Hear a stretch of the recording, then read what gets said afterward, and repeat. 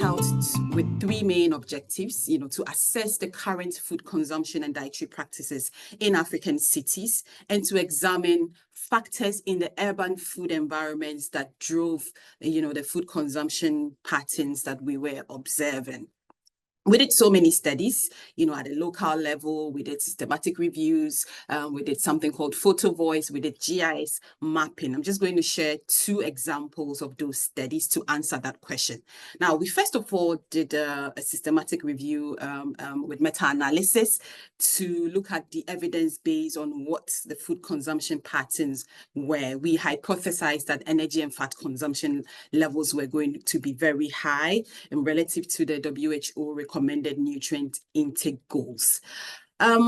We looked at studies specifically in Ghana and Kenya because those two countries are at the advanced stage of the nutrition transition.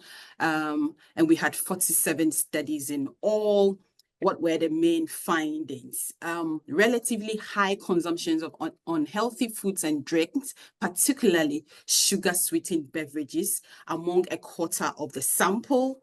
The sample that's, from the systematic review. Animal source foods, including dairy, red meat, processed meat, eggs, and fish were consumed by a high proportion of the population in both countries, and there was low consumption of fruits and vegetables, with almost half of the population studied reporting no consumption of these foods at all. Now, that's just briefly what the systematic review showed.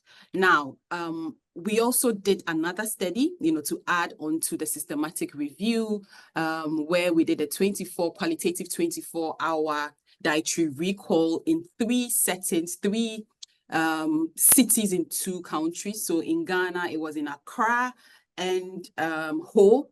Ho is also in Ghana, and in Kenya, it was in Nairobi. We looked for low socioeconomic communities in these countries, again, to look at how unhealthy foods and drinks are embedded in their everyday life. So we look at all of the food and drinks that were consumed in and outside of their home. We assessed the nutrient content. We also went on to look at, time of the day that those foods are consumed, how long an eating episode lasts, who they were eating with, and where they were eating these foods. So again, quickly, I'm going to show you what the findings were. I'm going to tell you what the findings were. So we found evidence of unhealthy diets in all of these, communities we studied. However, the consumption of the unhealthy foods and beverages were operating in different ways between those communities that we studied. Yes, there was a high consumption of all of these unhealthy foods we talk about, but it operated differently.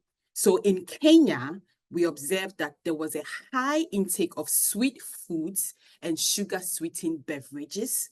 About 3/4 of their intakes, were sweet foods and sugar-sweetened beverages, whereas in Ghana, the issue was with fried foods. So there was high consumption of fried foods as opposed to the sweet foods and sugar-sweetened beverages that we observed in Kenya. Another key finding from that study was, a lot of the times we talk about street food contributing to the nutrition transition. This was not often cited as a contributing factor in those communities that we studied.